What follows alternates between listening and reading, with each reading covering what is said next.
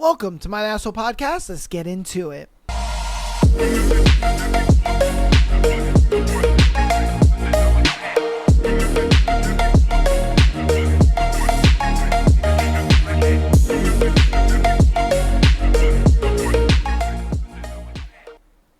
Welcome to my Asshole Podcast. Let's get into it. I know you guys saw the title to today's episode, and boy, am I ready for today's episode.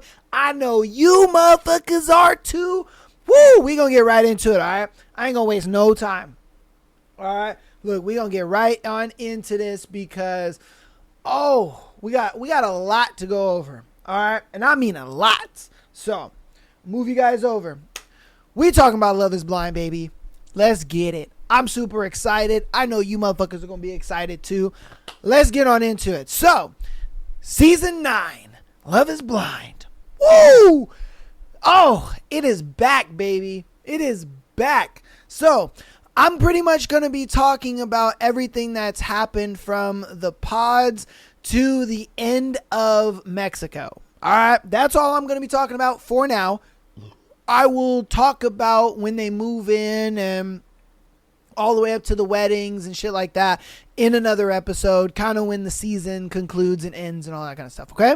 So right now, I'm just going to give you guys my thoughts of the pods and all that. I'm only going to be focusing on kind of the main people, if I'm being honest with you, like the main couples, and then some of the triangles. Not really all the triangles, but a couple of them. But yeah, so you see on the screen, we got our boy Anton. Honestly, the only nigga that's winning, I ain't gonna lie to you, bro. His girl, Allie, bruh, I'm telling you, finest girl I've ever seen. She got that little sweet little voice on her and everything, you know what I mean? It's funny how he kind of bagged her though, because it was one of those things where like homeboy really didn't have like his own personality really. She was just like, oh my God, I like this. And he's like, yeah, me too. I like that too. Oh yeah, I'm really into this. Me too. I'm into that too. Man, we have so much in common. It's crazy. You know what I mean? Like, and that's why for me, it's kind of wild, their dynamic in the physical, because when they're in Cabo and all that kind of stuff, they wasn't really talking about nothing. If I'm being honest with you, they didn't really have any meaningful conversations, no deep conversations. They didn't really get into the weeds of like, this is our relationship, this is what we're doing, all that stuff. You know what I mean? I sure she mentioned it a couple times where, she's like, oh yeah, I kind of want to be a stay-at-home wife, and would you be able to support me and our children and all that kind of stuff. Like they've talked about, but he never really gave like a real answer to a lot of stuff. He's just like, yeah, we can, we can see. Now he's been realistic with some stuff, because I honestly think she trying to just like live a lifestyle, if I'm being straight with you. I really think that she trying to live a lifestyle, and I think that's going to be tough for our boy Anton, because look, I'm not going to sit here and say he ain't got it like that. I'm not going to pocket watch the nigga or nothing like that. I'm not. It's just one of those things where I think he's agreeing to shit that he don't know he's agreeing to with this girl, and getting her expectations like up here, when in reality his expectations are like kind of down here. You know what I mean? And so it's going to be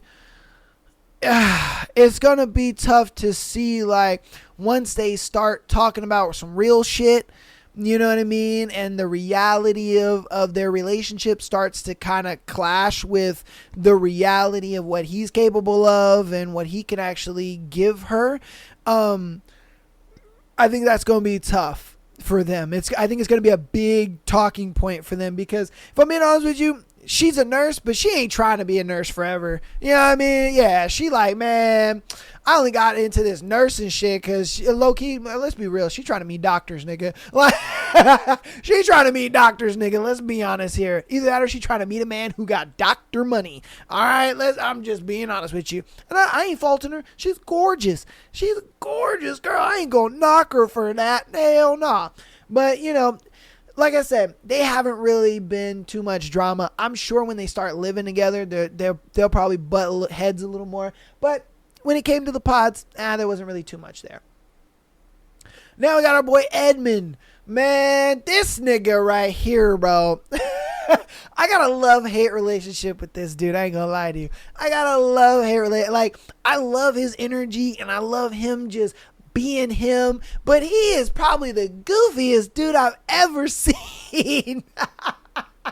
Oh, man. But it's one of those things where, like, he's so goofy that, like, you can't help but love the guy. You know what I mean? You can't help, like, when I first saw him on the show and niggas Naruto running and kissing the ground and shit and, you know, just being goofy and stuff like that. You know, I just looked at it like, bro, how can you not love this nigga, man? You know what I mean? But there are some things that about him that I think is really going to struggle with his girl, Calabria, and obviously we'll call her KB. I think she does enjoy his, like, emotional side and all that kind of stuff. But if I'm being honest with you, I don't think the emotional side of him is gonna be the problem. I think where the problem is gonna lie in their relationship is the fact that he is a little too childish, and she might look at it like, bro, you know, I need some maturity. Like, I don't mind you, you know, being a goofball and all that kind of stuff, but I need you to have some maturity in you a little bit in these moments where, like, hey, I need you to hold us down, whatever, like, you know, because I guarantee you she's the type of girl where, or type of woman where she's kind of like always the one holding shit down. She's always the one doing things, and I think she was like, I'm coming into this experiment where I want to find a man who I can just give that to. And he holds it down for us, and he got it, and I could just be there. You know what I mean? And I don't know if Edmund could do that for her. You know what I mean? I really don't. I don't know if Edmund could do that for her. I hope he can. I think he's got the capacity to do it, but she may not be able to see that in him because of, you know, his kind of childish nature. Again, I don't know. I'm rooting for my boy Edmund. I ain't gonna lie. But yeah, but I mean, when they were in Mexico though, like, man, look, and I've been seeing a lot of people talk about this. Okay, I've been seeing a lot of people on TikTok talk about this, and it's funny because everybody, I think, is very unilateral on this one. Now, when Edmund found out that everybody had sex except for him, and it was in the bed, and she was over here talking about, oh yeah, I used to be, you know, the type of girl that would go to bars and hook up with dudes I didn't care about and this and that, blah, blah, but I ain't like that no more. That is where I understood him. I was like, facts. What the fuck, man? You gonna fuck these dudes that you didn't give a shit about, but a nigga that's trying to be your husband, you're not gonna give him some coochie? Like, what you doing? But see, it's the way he went about it. This nigga was crying. I'm like, bro, come on, man. What are you doing? You know what I mean? Like, you supposed to be representing the niggas on the show, and you crying? Come on, man. Like, and that's where everybody turned on him. And I, you know, again, we all kind of like unilaterally agreed on the same shit. Like my man, I feel you when it comes to the what the fuck, you ain't giving me no coochie, but you give these random niggas some coochie. But then it's like, that all falls apart when you crying and throwing a fit like a child, bruh. You know what I mean? Because I don't know if KB looked at it as like, is this how you deal with conflict? You know what I mean? You throw a temper tantrum and you start crying?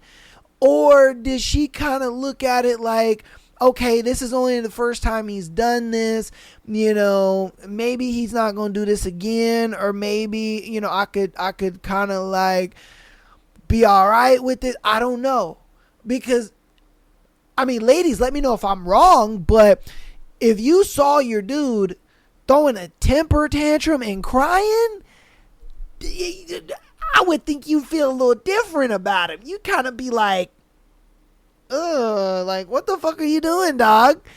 You know, I don't know. Again, I want to see their relationship go further because I do think they could have a great relationship. I think their biggest hurdle is going to be, like, can he hold it down when she needs it to be held down? You know what I mean? I think that's going to be their biggest hump. If I'm being honest with you, I really do. I think that's going to be their biggest hump. All right. Our boy Joe. This nigga, bro. Look, man. Everything he said in the pods had to have been cap. All right?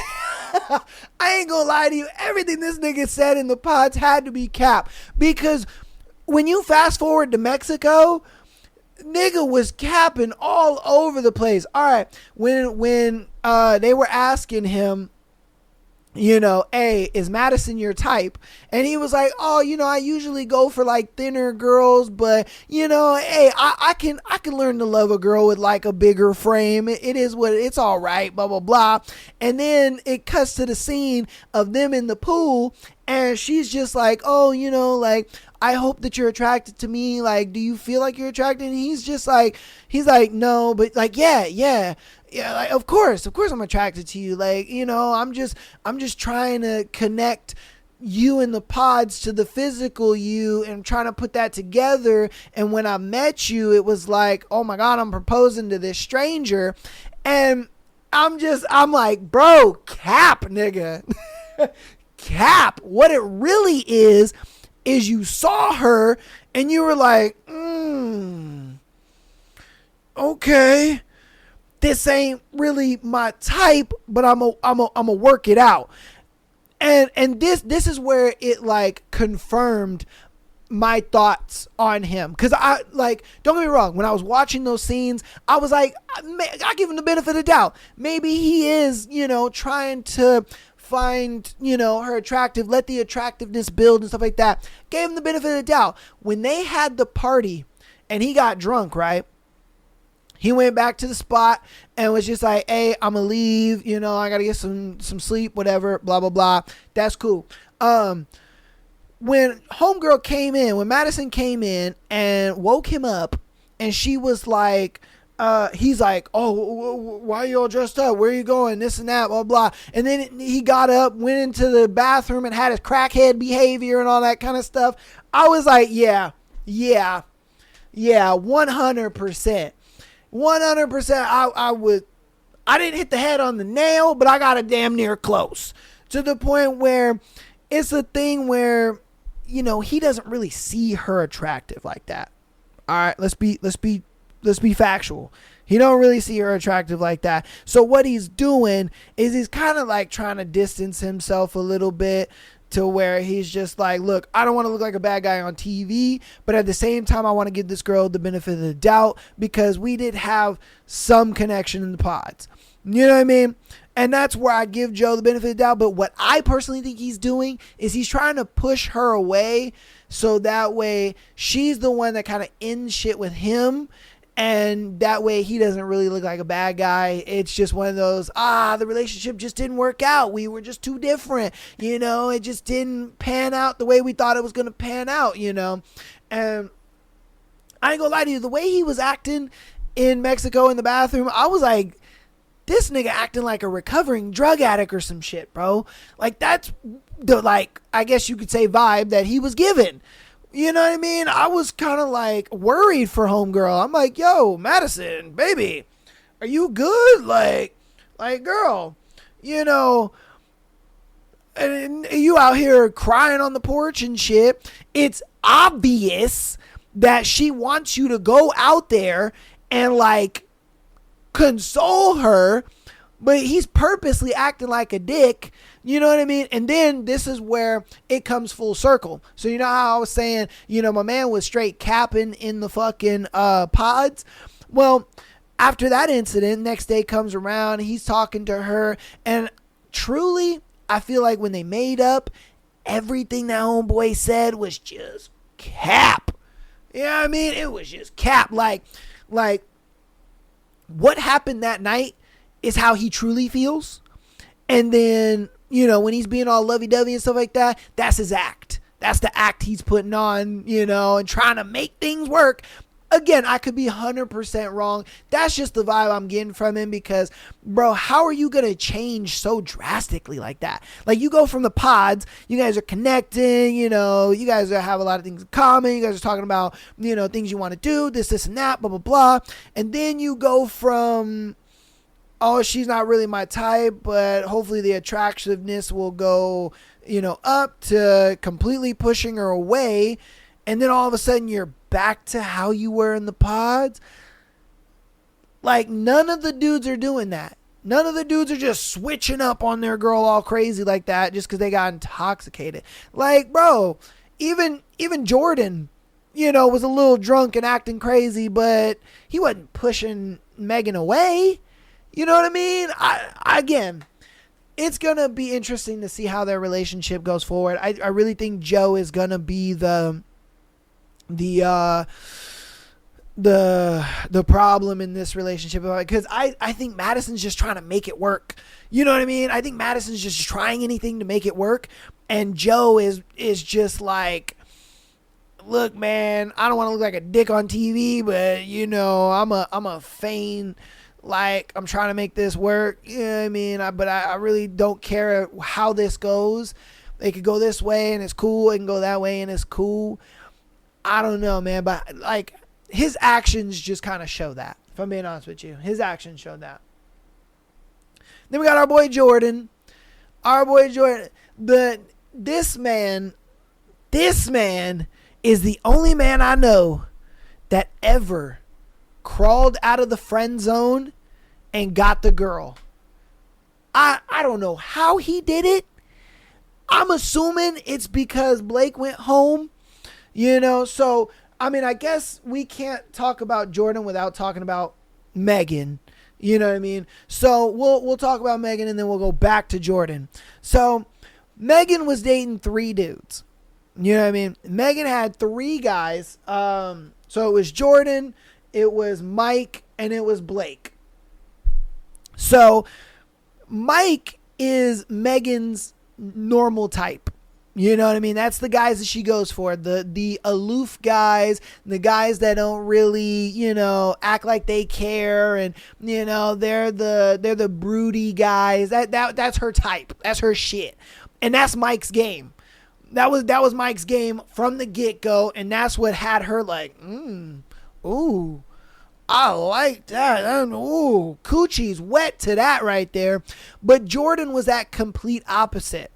And I think she kind of looked at it like, I'm bonding with Jordan over things that are more meaningful. You know what I mean? Versus like with Mike, it's just an innate attraction type deal. You know what I mean? This is not a thing where we're connecting emotionally. We're not connecting to a deeper level. But with Jordan, we're connecting on family level. We're connecting on, you know, bonding, and we're really getting to know each other.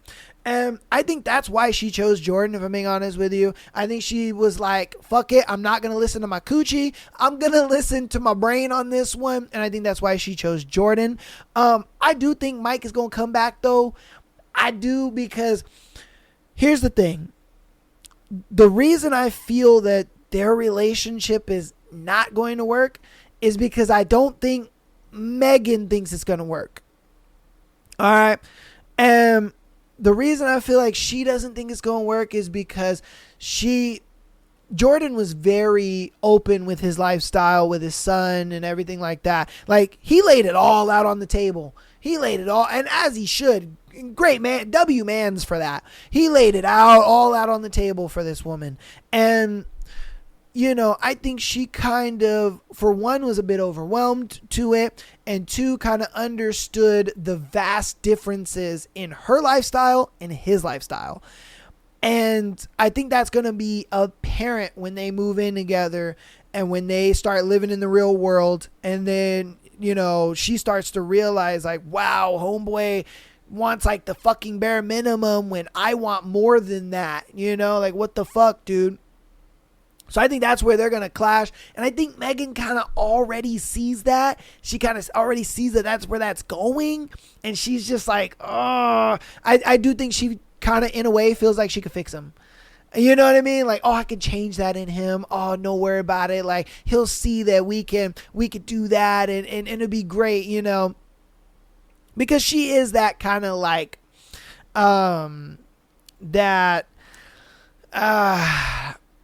that type of woman where, you know, she's a take charge and like, you know, get shit done. She's a businesswoman, all that stuff. You know what I mean? So she's kind of used to taking the reins in a lot of stuff. So I think for her, she looks at it like, if I can just take the reins of Jordan and lead him where I want, then, you know, we can make this work at that point. And I kind of think that that's where she's going with this. But I'm not 100% sure. You know what I mean? I'm excited to see their relationship. I think they're a great couple. Personally, I think they're a great couple. I won't lie to you. I do. I personally think they're a great couple. I think Jordan is an amazing guy. And I think Jordan is the type of guy that she needs because I think Jordan fucking grounds her. You know what I mean? Jordan pulls her out of the fucking delusional ass sky that she lives in and kind of grounds her and be like, hey, look, man, you know, we don't need all this fancy shit to get along or to live a nice life. We don't need all that. You know what I mean? This is not what's going to bring us happiness. Having these nice things and these exorbitant things. We don't need this. You know what I mean? And I think he balances her out very, very well. Because he sticks to his guns on that shit, which I love about him. He's just like, no, we don't need that. Luca doesn't need that. Like, bro, we just want you to be there. We just want you to spend time. We don't need you to spend money. We want you to spend time. Stop thinking with your wallet and start thinking with your heart. You know what I mean? Because that's what's going to mean more. And there's been multiple times, even in the pods, where he's pulled her out of that fucking delusional sky, grounded her. And I think that's kind of something that she was just like, you know, that's something I need every once in a while, is to be grounded a little bit. Because I get lost in the sky and in the delusion of like, I need all of this, when in reality, I don't, to live a really nice life. And so that's where I think, you know, that's where that clash is going to come, because there might come a point where she's just going to be like, no, nigga, let me live in the delusional sky, motherfucker, stop grounding me. I don't like that. You know what I mean? My lifestyle has always been this exorbitant lifestyle, and I want to keep that, you know? So we'll see. All right, we'll see. I think their relationship is going to be well. Okay. Oh, man. You know what? I'm going to leave them for last. I got a lot to say about them. I'm going to leave them for last. Mr. Patrick, bro. This is Mr. I have no game. This nigga is Mr. I have no game, bro. All right. This is Patrick's game in a nutshell. Yeah, so like, you know, they always would say like, wow, you know, you're super hot for an Asian guy, you know what I mean, dude? Like, you know, for an Asian guy, you're pretty attractive, you know, like, yeah. And so, you know, I would always get like called like, you know, yeah, you're attractive, but like for an Asian guy, you know what I mean? Like it's always been, you know, you're a hot dude, you know, but you're Asian, man, you know, and like, yeah, girls don't like me because I'm Asian. Yeah, man. That's his game. And I'm just like, nigga, you have no game, bro. You have no fucking game. And then when he was connecting with Anna, you know, all they were talking about was just like, oh yeah, I'm Asian too, yeah, oh that's crazy. I date white girls, you date white dudes, man, we're so similar. Like I'm Asian, you're Asian, you know what I mean? I'm a hot dude, you know what I mean? You say that you're a hot girl, yeah, man, oh that's crazy, yeah, you know, shit. Oh, I get told I'm a hot dude all the time. Yeah. And, you know, and then she's just like, oh, my God, you know, pussy's wet. And it's one of those things where if he would have chose Anna, it wouldn't have worked out because once he found out that Anna was Chinese, right? I guarantee you, his perception of her was like, ooh, she's a skinny little Chinese girl. I guarantee you it. I guarantee you because, for one, majority of Chinese women are very slender and small because that's their culture and that's how they are. But she ain't about the culture, nigga. She is 1000 Americano. She out here eating the burgers, pizzas, and fries and all that shit. You know what I mean? She's a big girl. It is what it is. But I think it wouldn't have worked because of his assumption of her. You know what I mean? Patrick came into this. I guarantee you, he came into this with just looks. Like, that was his thing. He looks in mind. Because that's all he fucking talked about, bro. With Anna and Casey. That's all they talked about. And then Casey's just like, oh, so like, you know, since you're like hot dude or whatever, what's your ethnicity? And he's just like, I'm Cambodian and Chinese. You know what I mean? Like, bro, like, just tell the girl. Why does it matter? I thought that was the weirdest thing ever. I really did. I thought that was the weirdest thing. It was like, bro, why are you so afraid to tell niggas that you're Chinese? Or that you're Asian at that fact? Like, why would that matter? You know what I mean? Like, I don't get why that matters all that much, you know? And if I'm being honest with you, I think a lot of the girls found him attractive because he's tall. You know what I mean? He's a tall nigga. So, again, and that's all Casey would talk about. Oh, yeah, you know, a lot of guys, they call me hot, and, you know, I'm like a little Barbie, and da-da-da. You know what I mean? Homeboy's like, oh, yeah, you know, I could be like your Asian Ken. Bro, that's all they talked about. They didn't connect on shit. And then don't get me started with fucking Casey. This bitch right here. Oh my God. This bitch is crazy for more than one reason. First off, okay. She sat there and said, I broke up with my boyfriend to come on Love is Blind. The fuck? And then when Patrick barely pressed her about it, you know, she's over here just like, oh no, like, oh no, I just want you, and why do I have to tell him? Like, I just want you, like, you know, I'm just like super hot for you right now. Like, oh my God, my pussy's just like wet for you. Like, I want to fuck you and this and that. And homeboy was just brain scrambled. And she knew what she was fucking doing. She knew what she was doing. She was just like, yeah, if I dangle my coochie in front of him, he's going to forget all about me just telling him that I broke up with a dude to come on this show and that I'm not going to tell him about us and all this kind of stuff. And it worked, because nigga sat there and was just like, oh yeah, I'm so hot for you too, girl. You know, like, my dick is got rigor mortis, girl. Oh man, you have no idea. And she's just like, yeah, so like, we're just like perfect for each other. And I'm just like, nigga, you're not gonna press her on this? You just gonna let that shit go? And then the reveal happens. And they're over here just like, oh yeah, no, you're super handsome. Oh my God, no, you're like super hot, blah, blah, blah. And then we go, it cuts to, and she's over here like, oh, I can't do this, and I can't, and blah, blah, blah. And homeboy's just like, what are you like? You like breaking up with me? She's like, yes. No, and I'm just like, bruh. And he doesn't want to believe it. Like, she is telling you that she doesn't want to be with you anymore, but you, for some fucking reason, don't want to believe it. And it's like, bro, she told you. It came out of her mouth, and then she heard what you said and corrected herself. You know what I mean? And then, you know, she's constantly sitting there, oh, it's not his looks. Netflix knew what they were doing, though. I ain't gonna cap. Netflix knew what they were doing, bro. They threw that excerpt in there where, you know, she's talking to the producers, and, you know, nigga with the camera over here like, secretly filming her and shit. And she's just like, yeah, you know, I just don't find him attractive, and I don't think I can build attraction. Like, I just don't think that it's gonna happen. And like, I just need to go home. And then it cuts back, and she's just like, no, I love you and care care about you. And she's kissing on him, doing all this extra bullshit, jumping on him and shit. And I'm just like, bitch, get the fuck out of here, man. You're the fakest whore I've ever seen.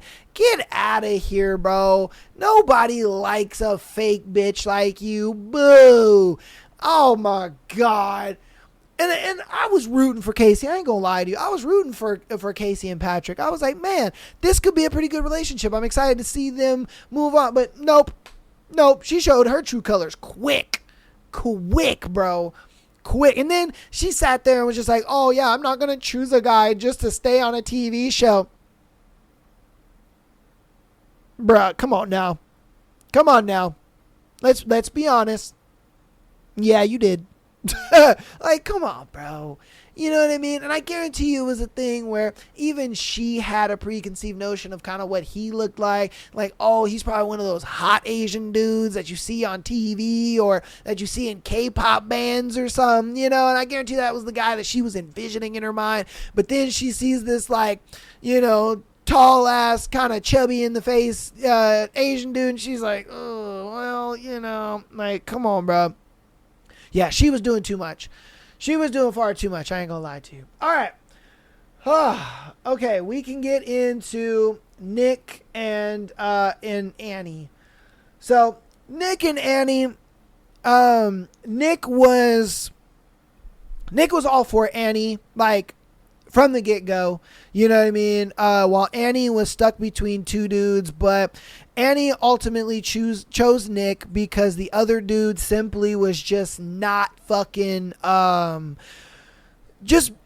being forward with her, if I'm being honest with you. Like, Nick was just like, yeah, it's you. I want you. I care about you. Like, you're my girl. You know what I mean? I need you. I care about you so much. Like, I can't see myself doing this experiment without you. He laid it all out on the table. Good dude. I fucking love Nick. That's my mans. You know, when I grow up, I want to be like him. I ain't gonna cap. All the way through this experiment, he has just been so good to Annie. He's been there for her. You know what I mean? And whenever she has her little fucking episodes, you know, he don't flip out on her or nothing. He's just like, babe, no, I love you. I love you. I want to do this with you. I'm here for you. I got you.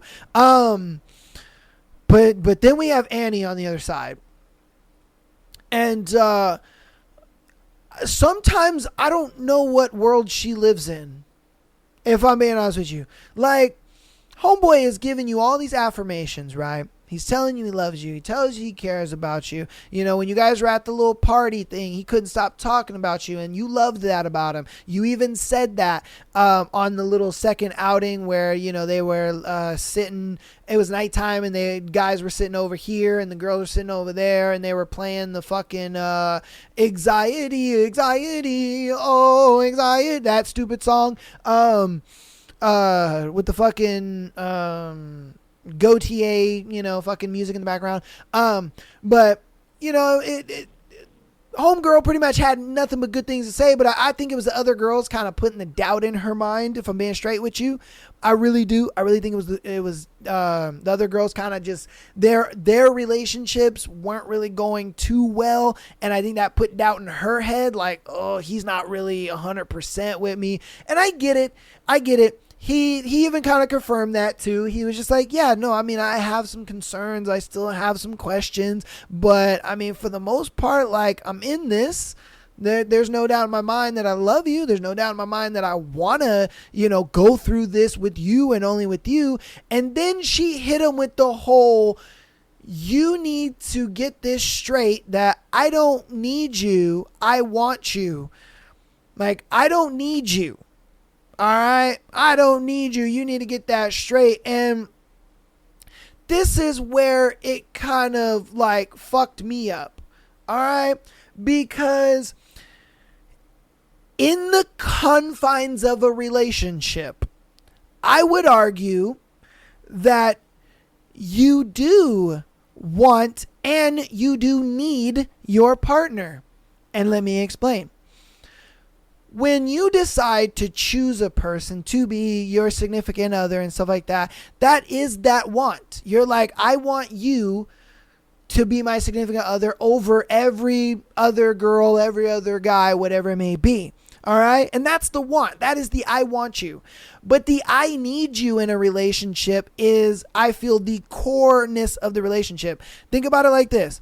In a relationship, that foundation of a relationship is, if we're in a relationship, I need you in the sense of, I want you, I need you to, tell me that you love me, reassure me, support me, be there for me, all these things. You need these things in your partner. Can you get them from other people? Sure. But you need to get it from that person because that is the person that you want. You see what I mean? So yes, you do need that person. Now I understand where she was probably coming from, and he was probably coming from it at a point of like, oh, I know who I am, and, my life doesn't change without, with or without you and all that kind of stuff. And it's just like, when you're thinking about marriage, it does change your life.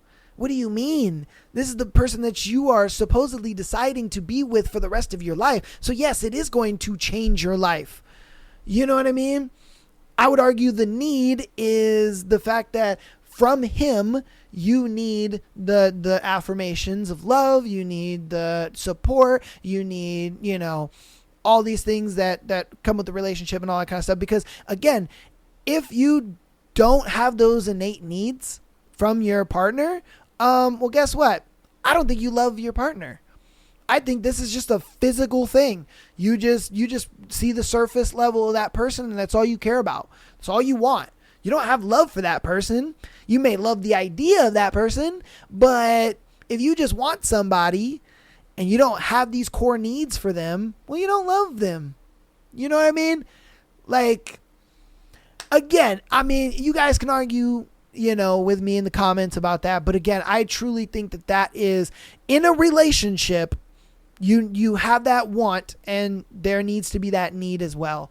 And I think, for her to kind of say that is just like, whoa, hold up. Like, why are you throwing this at me?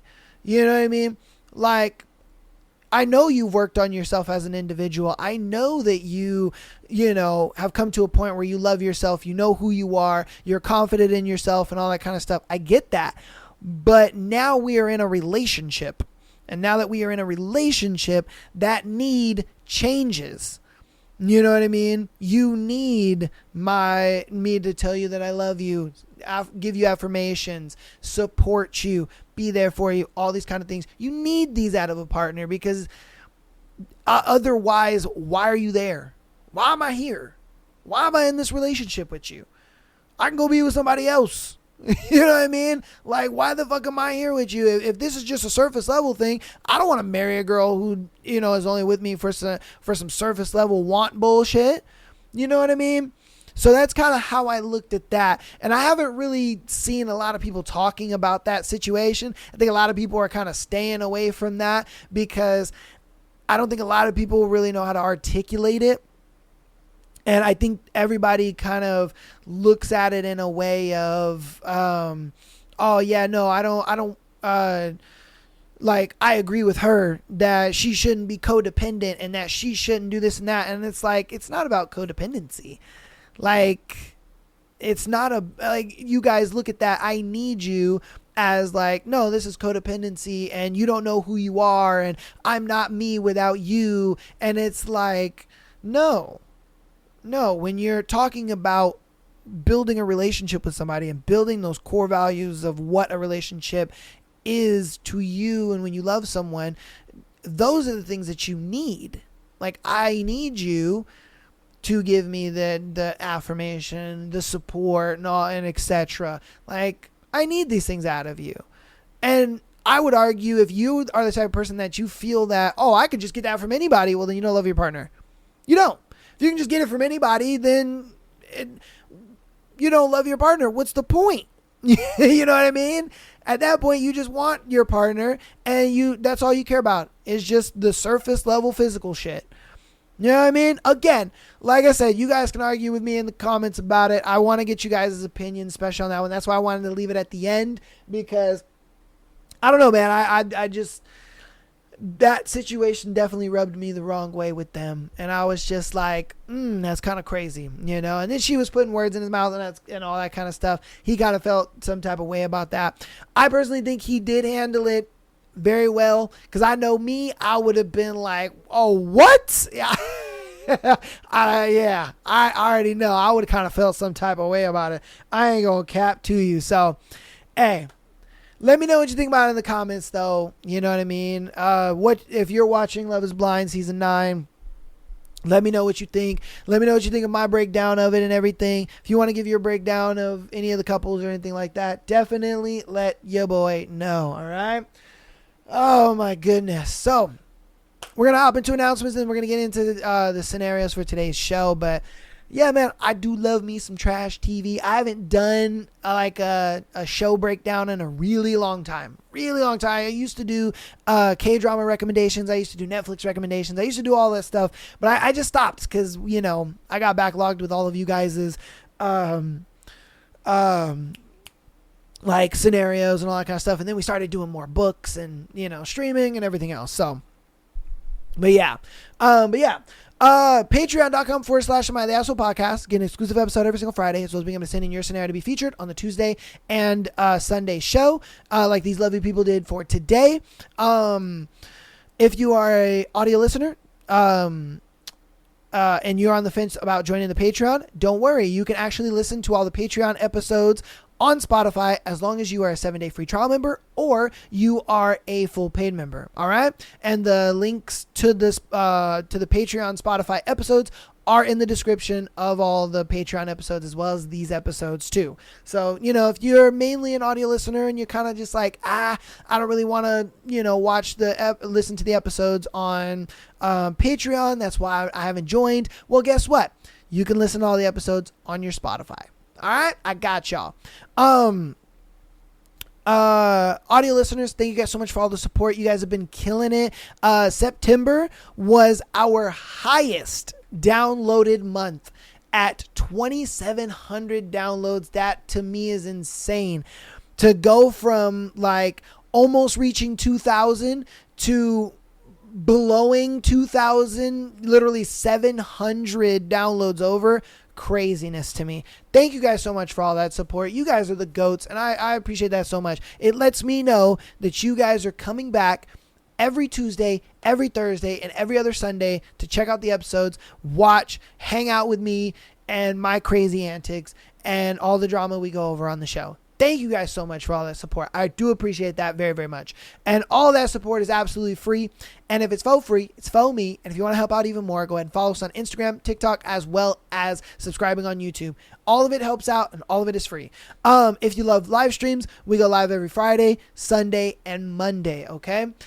We play a lot of different games, mostly scary games. If you want to join the Discord, you can get in there, talk to me, and our lovely members that we have in there, as well as recommend games for stream and all that good stuff. So definitely get in the Discord. Definitely hop in a stream every once in a while. I do have all of our streams backlogged and in the VOD playlist on YouTube, so you can always rewatch every single stream that we've done, kind of see the vibe, see what's going on. You know, we just hang out, have a good time, and it's all fun and games.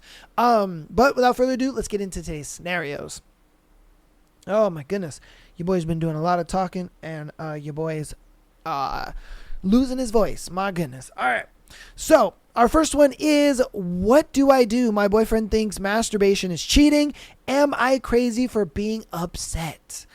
All right, my boyfriend and I have been together for a while, and everything was fine until recently. I masturbate occasionally when he is gone, which he didn't know about. It's something I do privately and thought it was normal, which I would think it is. Yesterday, he found out by accident, and it blew up in a huge argument. He's acting like it's the worst thing ever, and now says he wants to break up because of it, because he thinks it's not okay in a relationship, and that you should only share something intimate with your partner. But she is only sharing something intimate with you. Like, if she's diddling her shit, she's not sharing it with anybody. Like, she's sharing it with herself. Like, what the fuck are you talking about, bro? The fuck?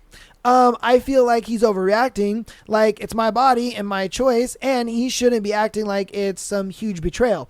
I'm really angry and hurt that he's making such a big deal of it, but I also wonder, am I missing something? Am I completely off, or is it normal that I'm upset for him making such a big deal out of it?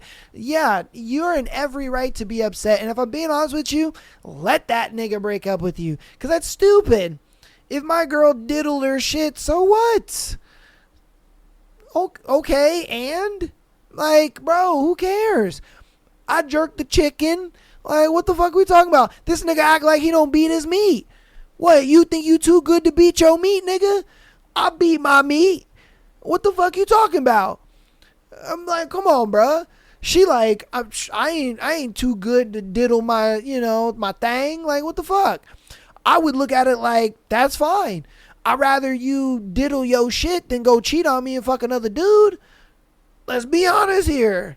You know what I mean? Because look, I look at masturbation in a relationship as a way to get your sexual frustration out when your partner is not around or in the mood. And, it's a great alternative. Like, I do that. I'm chilling. I'm straight. I don't feel the need to cheat on you. I don't feel the need to go talk to somebody or entertain some shit. I don't feel the need to do any of that. I can just blow off my sexual steam, and I'm good. I'm chilling. You know what I mean? So again, I don't understand why it is that people feel that that's weird. It's a natural thing. Everybody does it. Like, what the fuck, man? And she's not sharing it with anybody. No. What are you talking about? She's not sharing it with nobody. Hey, come on, man. Come on. She's not sharing it with anybody. She's literally doing it privately. Now I would understand if she was a cam girl or some crazy shit like that. Then I would be like, okay, yeah, bitch, you're crazy. At that point I'd be like, bitch, you're crazy. But no, she does it by herself. So I think he's overreacting 1,000%. You guys let me know what you think about it in the comments. All right, on to our next one. Am I the asshole for not seeing a girl again after finding her TikTok videos? Okay. I, 36 male, recently moved to Paris and met a woman, 28 female, on Tinder. She's originally from Russia. She seemed cool and we had stuff in common. I'm working on my startup and she was developing her own dating app. The conversations were interesting via chat. When we finally went out, she was a bit different than I anticipated. Out of her request, we went to a caviar restaurant and she was busy taking pictures. Don't get me wrong, we still had fun, but some of her questions began getting intrusive.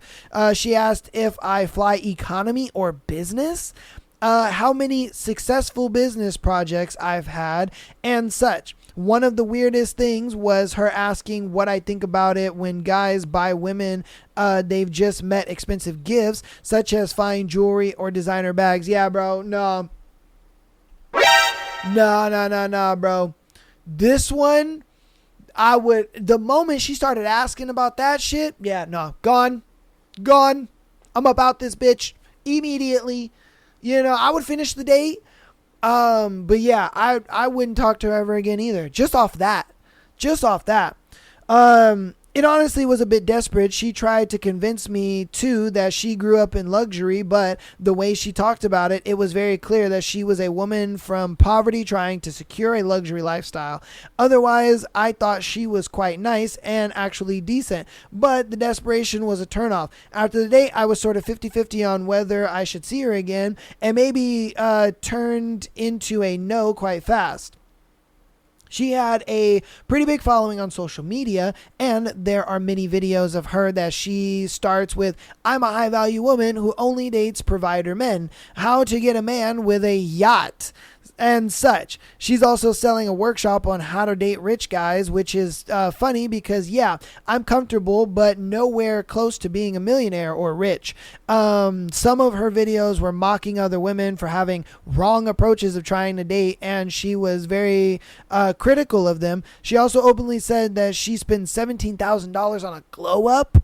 to bag rich men. This was clearly a person who placed their self-worth on other people and therefore is someone who wouldn't have a relationship with.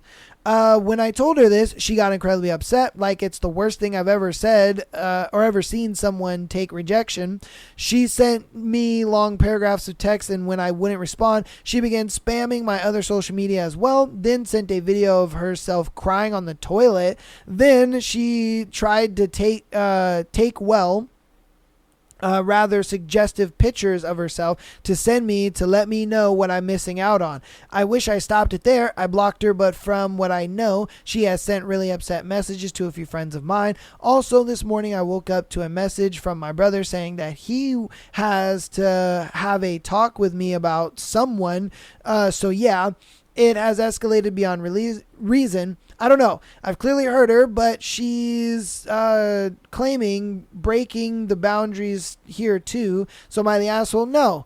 Because you got to look at it like this, bro. You were honest with her, and that was that. If it was the other way around, you'd be the creep and you'd be the weirdo, and, you know, she'd be having restraining orders on you and all this other bullshit. Like, bro, I get it. Girls like her are insufferable. Insufferable.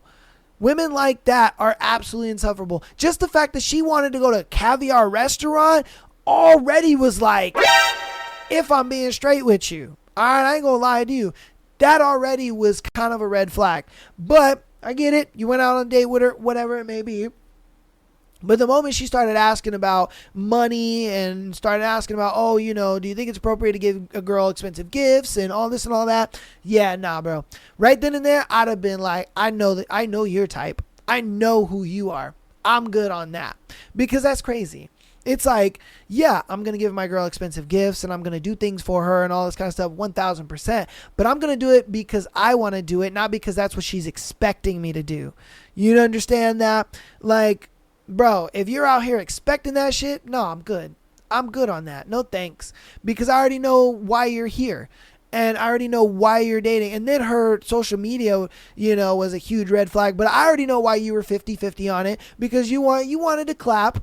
You know what I mean? You was just like, you know, damn, she kind of looking fine. You know what I mean? I kind of want to fuck at least one time. And that's why you were 50-50. We already know that. It's cool. It's cool. Don't trip, bro. Don't trip. But like I said, you know, just her asking those questions and then her content on TikTok just goes to show you the type of woman that she is. That she only cares about you for what you got. She don't give a shit about you, your personality, anything like that. She's never going to be the type of girl that's going to be there for you, support you in anything. She's never going to be that type of girl that's going to buy you things because she knows that you like it, you know, and just wants to surprise you. She's never going to be the type of girl that actually truly loves you. She's just going to be insufferable the entire time.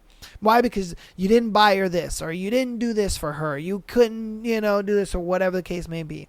And I mean, trust me, you made the right decision in blocking this girl and not wanting to talk to her. Women like that are insufferable. Absolutely insufferable. And you go let them be insufferable by themselves. You know what I mean?